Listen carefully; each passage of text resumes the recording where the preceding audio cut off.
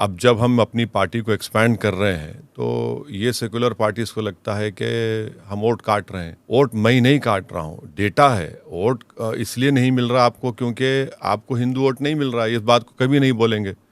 इतनी intellectual honesty नहीं है। अब गुजरात का ले लीजिए, 52-53% वोट बीजेपी लेती है। अगर मैं नहीं लड़ता तो बीजेपी जीतती।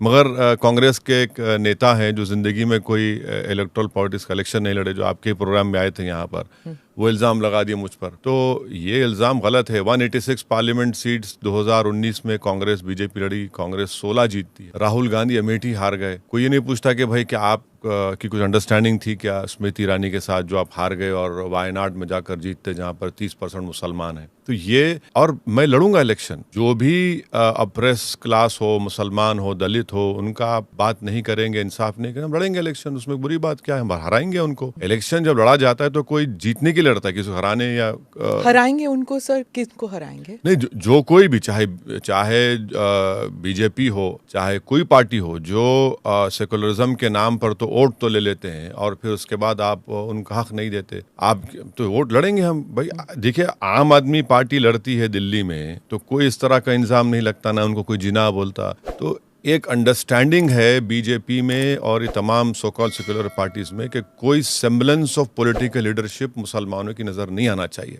बीजेपी तो टिकट देती नहीं है और बीजेपी साफ है इस मामले में कि हम मुसलमानों को इनविजिबल कर दिए पॉलिटिक्स से। नारे तो बड़े बड़े लगाते हैं, सबका साथ, सबका विकास, मगर पॉलिटिकली इनविजिबल हो गए। अब यहाँ पर इनको भी लगता है कि नहीं, अब एम्पावरमेंट नहीं होगा, मुसलमानों का आप सिर्फ वोट डालते रहिए। तो ये इसीलिए इनको परेशानी है और ये नहीं चाहते कि कोई पॉलिटिकल लीडरशिप हो। बल्कि मैं तो ये आगे बढ़ के कहूँगा कि अगर 14% मुसलमान माइनॉरिटी की आबादी है हमारे देश में, अगर आप उनको पॉलिटिकल लैंडस्केप से गायब कर देंगे तो फिर जमहूरियत का फ्यूचर क्या होगा? या आप क्या अच्छा होगा कि हमारी डेमोक्रेसी के लिए कि आप उनका नाम ही ना लें, उनकी बात ही ना करें, उनको उनका रिप्रेजेंटेशन ना दें? तो ये हमारी डेमोक्रेसी के लिए भी एक क्वेश्चन पैदा हो जाएगा फ्यूचर में।